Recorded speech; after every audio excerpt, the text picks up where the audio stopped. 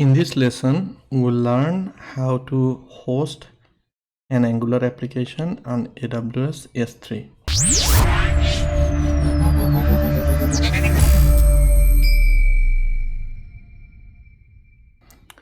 So previously we have seen how to host a static website on AWS S3. The process is very similar, so we will not go into very much details of it. We'll just cover the part that is specific for an Angular application. So let's go ahead and go to the folder where we have our Angular application, and let's open that from command line.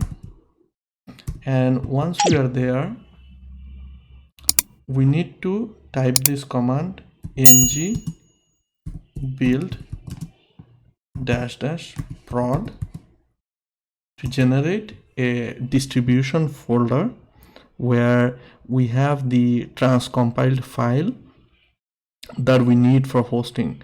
So we are writing a lot of this TypeScript, but it gets transcompiled to JavaScript, and that is what we need for hosting the application. So I just typed ng build -- prod in the folder where we have our application, and now the distribution folder is getting generated. And once it gives us the success message, let's wait for that. And once it will give us the success message, we can go back to the folder where we have the application, and you will see that a new folder dist, which is short for distribution, is created.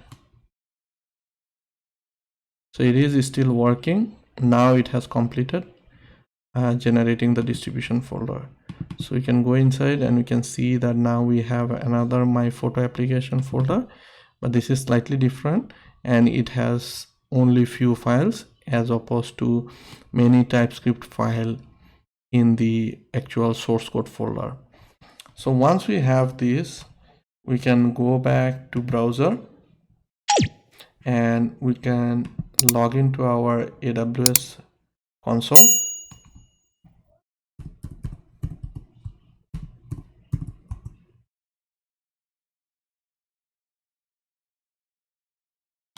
And from AWS console, we need to go to the section for S3.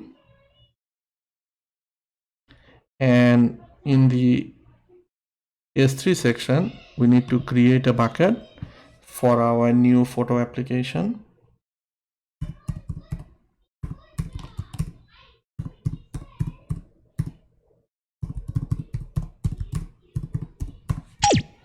So I am providing a unique name for that bucket, and then I can go ahead and I can remove this blocking of all public access, and I can say that I acknowledge this, that it will have some public content. And then finally, when I click create bucket, it will create a bucket for me. Now I need to go inside this bucket, and similar to before, we can go in the properties section and we can enable this static website hosting. And by default, the disable website hosting is selected. We need to select the part where it says use this bucket to host a website, and then it will ask us for index document and error document. So we'll go ahead and say index.html for both of those, and in a second I'm going to explain the reason for providing index.html for both of them.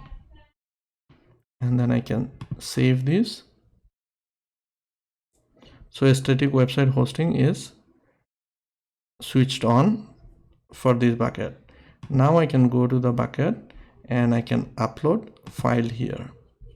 So I'll select add files And here we need to go to the folder where we have our application.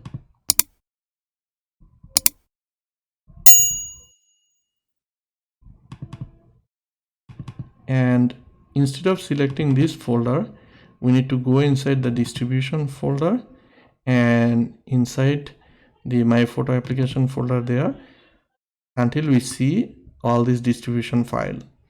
So you have the index.html file there, favicon there, and then a couple of JavaScript. Once you are within this folder, select all these files and then click upload, and then click again on this upload, and it is going to upload all those files. And once we have all those files there, I need to select this, and from the actions we need to change to make them public so that they are accessible. So here all the files are selected, and then I'm going to make them public.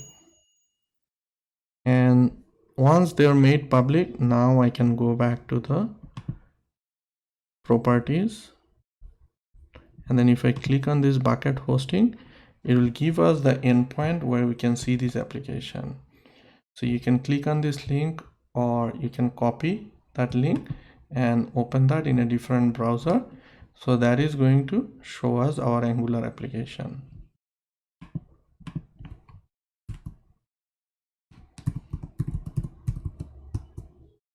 Now, as you remember that we created a component called profile.